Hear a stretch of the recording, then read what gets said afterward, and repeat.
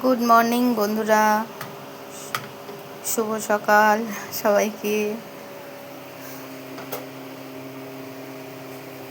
চলে এলাম আবার রান্নাঘরে। এদিকে কড়া বসিয়ে দিয়েছি। এদিকে একটু পুঁই শাক, কুমড়ো, বেগুন আর চিংড়ি মাছ দিয়ে একটা তরকারি করব। পুঁই শাকের তরকারি যাকে বলে, সেটাই বানাবো আজকে। কড়াই দিয়ে দিয়েছি সর্ষের তেল, তার মধ্যে দিয়ে দিলাম একটু পাঁচফোড়ন। আর এবার দিয়ে দেবো আমি চিংড়ি মাছগুলো। দিয়ে দিলাম চিংড়ি মাছ।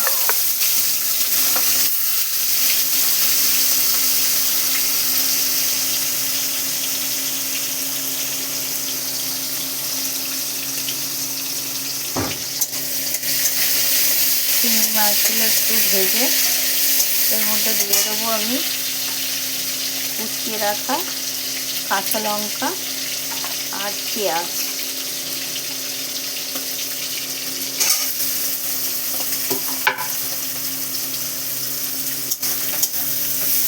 দুটোকে একসাথে সুন্দর করে ভেজে নেব।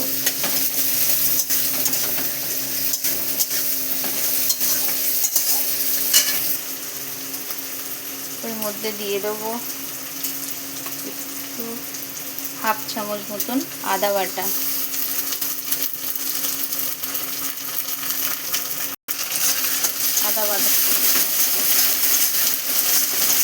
একটু নাড়াচাড়া করে নেব।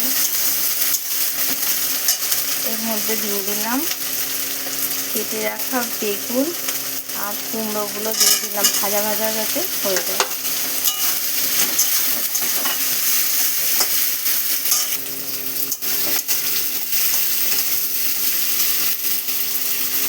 এর মধ্যে দিয়ে দেবো পরিমাণ মতো লবণ,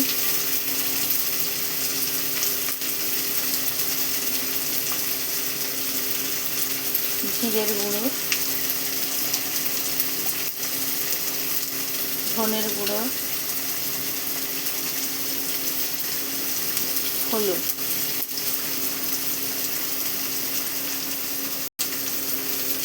লঙ্কার গুঁড়ো অল্প করে দিলাম, একটু লঙ্কার গুঁড়ো। এটাকে ভালো করে কষিয়ে নিলাম। হালকা দিয়ে দেবো একটু জল, খুব সামান্য জল দিলাম।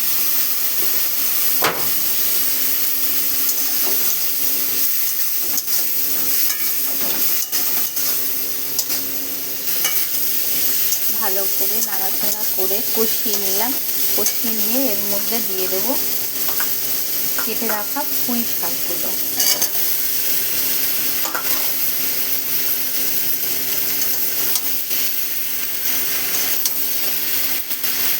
এর মধ্যে একটু আলু দিলেও ভালো হয়, যারা একটু আলু খেতে ভালোবাসে। আমাদের বাড়িতেও আলু দেওয়া হয়, কিন্তু আজকে দিলাম না, তাই আমি আলু দিয়েই রান্না করি। আজকে দিলাম না, একটু কুমড়ো দিয়েই রান্না করছি।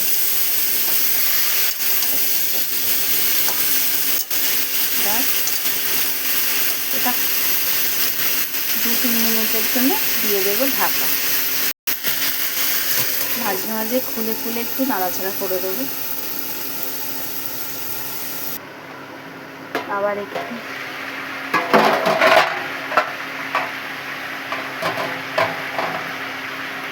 নাড়াচাড়া করে নেব। সকালবেলার থাকে খুব তাড়া, আজকে আমি সকালবেলাই রান্না করতে চলে এসেছি, অনেকটাই সকালে। ছেলে মেয়ের ছুটি ছিল, ছেলে মেয়ে এখন মেয়ের আবার আজকের থেকে ছেলে মেয়ে বেরোবে, রান্নাঘরে ঢুকে গেছে খুব তাড়াতাড়ি।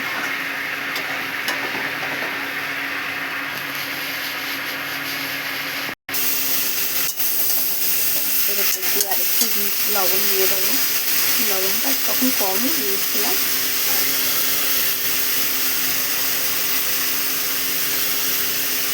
স্বাদ মতন দিয়ে দিতে হয়, কারণ যতটা সবজির পরিমাণ সেভাবেই লবণটা দিতে হয়। সব খাবারে মোটামুটি লবণটা ঠিকঠাক না থাকলে সেই খাবারটা আর খাওয়া যায় না। সব কিছু দিয়ে খাওয়া যায়, শুধু লবণটা বেশি হয়ে গেলে আর খাওয়া যাবে না। কম হলে তাও দিয়ে খাওয়া যাবে, বেশি হলে তো খুব সমস্যা। এবার দিয়ে দেবো জল। একটু জলের পরিমাণটা বেশি করেই দিলাম, কারণ পুঁই শাকগুলো আমি আজকে সেদ্ধ করিনি, একবারেই রান্না করে নিচ্ছি। একটু সেদ্ধ করে নিলে তাহলে জলের পরিমাণটা কম দিলে হয়। যেহেতু সেদ্ধ করিনি সেহেতু জলের পরিমাণটা একটু বেশি দিতে হবে। পুঁই শাকগুলো নরমই আছে, ওর জন্য আমি আজকে আর সেদ্ধ করলাম না। এবার দিয়ে দেবো ঢাকা।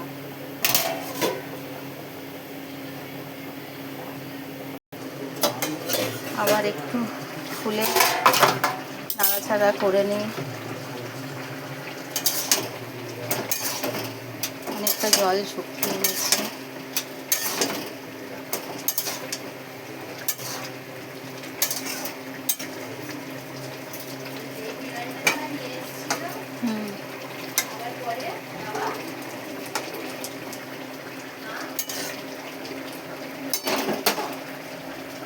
এই পাশে কড়াই দিয়ে দেব সর্ষের তেল। সর্ষের তেলে কোনো কারণ, তেলটা গরম হয়ে গেছে, দিয়ে দিলাম কালো জিরে।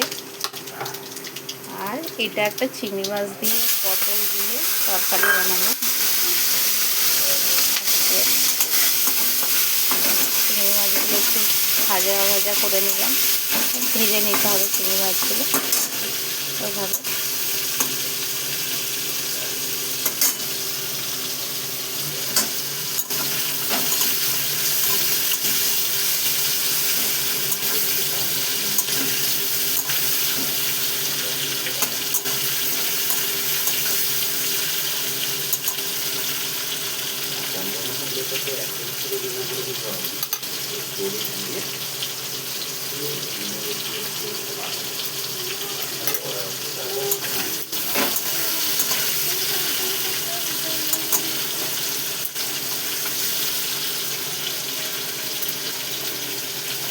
দু 5 মিনিট ভেজে নিলাম চিংড়ি মাছটা।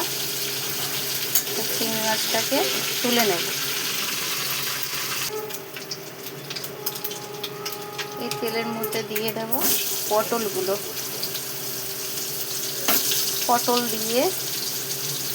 পটল দেব, এর মধ্যে একটু ভেন্ডি দেব, দিয়ে তরকারিটা করব। তো পটলগুলো একটু ভেজে নেব হালকা হালকা করে।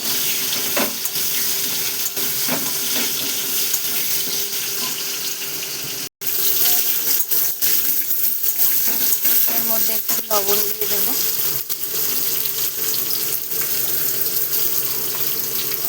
অল্প একটু হলুদ,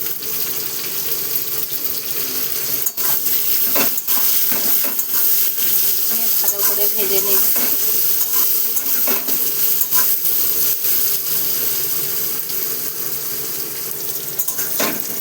সকালবেলা ঘুম দিয়ে উঠলেই মায়েদের একটাই কাজ, সেটা হলো যত কিছুর মধ্যে থেকে আগে রান্নাঘরে আসবে, রান্না করো।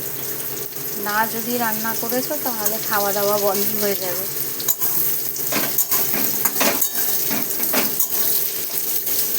ভালো করে ভেজে নিলাম পটলগুলো, আর একটু হবে, কারণ ভেন্ডিটা তো নরম, বেশিক্ষণ ফোটালে ভেন্ডিগুলো গলে যাবে, ওই জন্য ভেন্ডিগুলো আলাদা দেব। পুঁই শাকের তরকারিটাও প্রায় হয়ে এসেছে।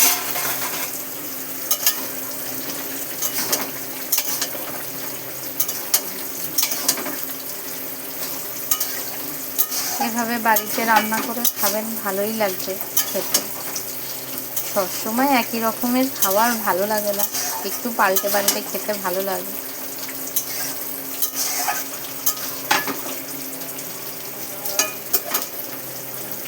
আলু ছাড়া খায় না। আজকের আমার দুটো তরকারিতে কোনো তরকারিতেই আলু দিলাম না। পটলগুলো এখন হয়ে গেছে ভাজা। পটলগুলো এবার চিংড়ি মাছের ওপরেই তুলে নিচ্ছি।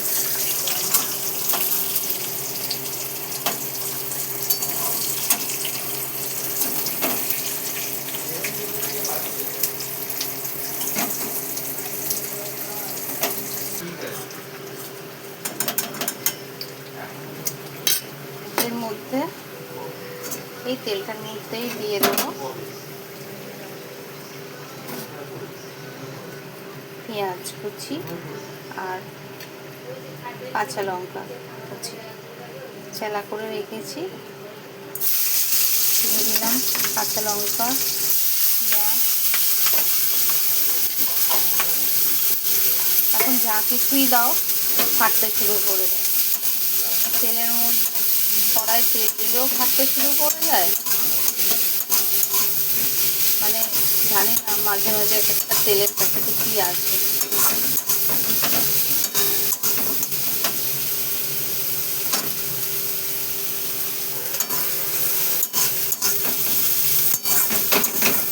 পুরো ভাজা ভাজা হয়ে গেলেই এর মধ্যে দিয়ে দেবো অল্প করে লবণ দেব।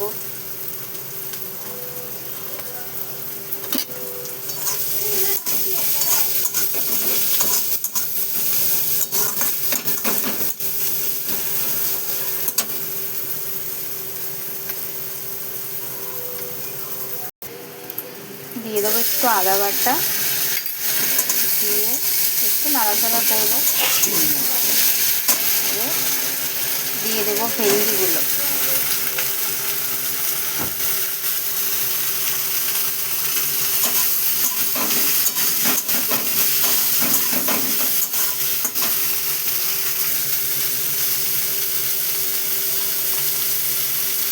দিয়ে দিলাম স্বাদ মতন নুন, হলুদ, ধনে গুঁড়ো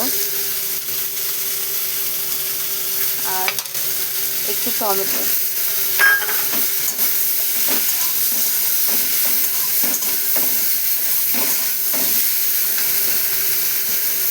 আঁচটা কমিয়ে একটু ভাজা ভাজা করে নেব।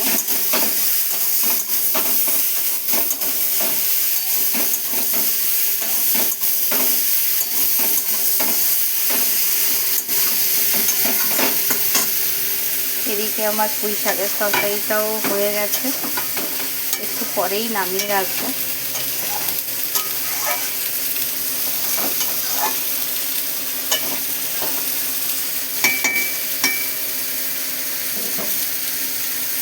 হয়ে গেছে পুঁই শাকের তরকারি।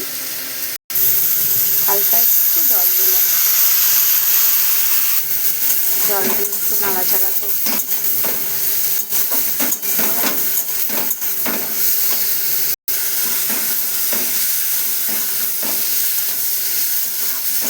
ভালো করে আমি কষিয়ে নিলাম।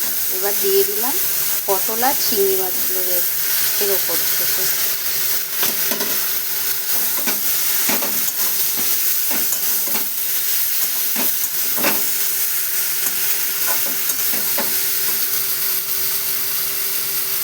সামান্য একটু কাশ্মীরি লঙ্কার গুঁড়ো দিয়ে দিলাম।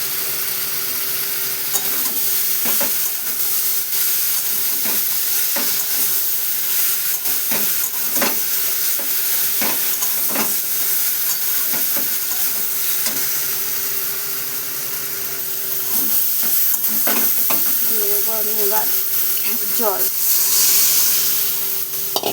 জল খুব বেশি দেবো না, পরিমাণ মতনই দেবো, কারণ সব কিছু ভেজে নিয়েছি, কষিয়ে নিয়েছি, তাই জন্যে জলটা আমি একদম মাপ মতন দিলাম। যেহেতু আজকের কোনো তরকারিতে আলু পড়েনি, তাই জন্যে জল খুব বেশি লাগবেও না। গ্যাসটা আমি বাড়িয়ে দিলাম। এখানে আমার পুঁই শাকের তরকারি রেডি।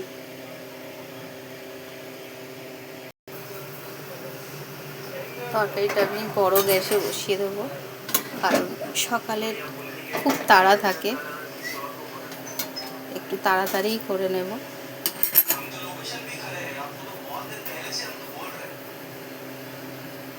ছোট গ্যাসে বসিয়েছিলাম, অনেকটা দেরি হচ্ছে, তো ওই জন্য তাড়াতাড়ি করতে হবে।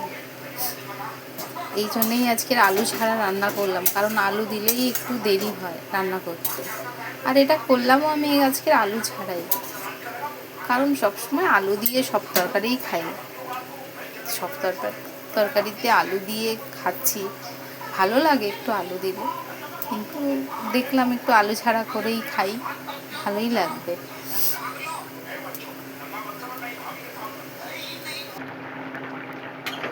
তরকারিটা প্রায় হয়ে এসছে, এবার তরকারিটা একটু পরেই ঢেলে নেব।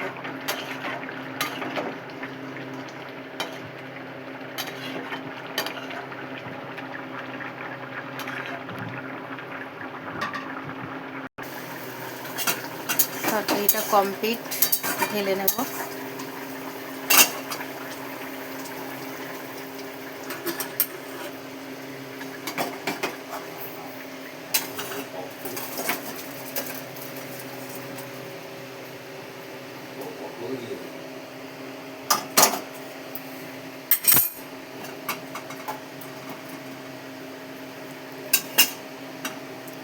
আজকে ছেলে বলছে, আলু দাওনি, এ কেমন তরকারি করেছো? জানি না, আলু ছাড়া তরকারি কেমন হয়েছে, তোমরাও বানিয়ে খেও, তারপরে কমেন্ট করে জানিও ভালো লাগছে কি না। অ্যাকচুয়ালি এখন যাদের সুগার আছে তারা তো আলু খায়ই না, তো চিংড়ি মাছ, ভেন্ডি আর এইসব দিয়ে যদি রান্না করা হয় তাহলে তরকারি খারাপ লাগে না, ভালোই লাগে। আর আমি এখন খুব গরম পড়েছে বলে তাই একদম হালকা হালকা রান্না করছি, যাতে শরীর খারাপ না করে। খুব রিচ খাবার বানাচ্ছি না, কারণ গরমটা তো প্রচণ্ডভাবে পড়েছে। তো যখন আবার একটু ঠান্ডা ঠান্ডা পড়বে তখন আবার নতুন নতুন তখন রিচ খাবার শুরু হয়ে যাবে।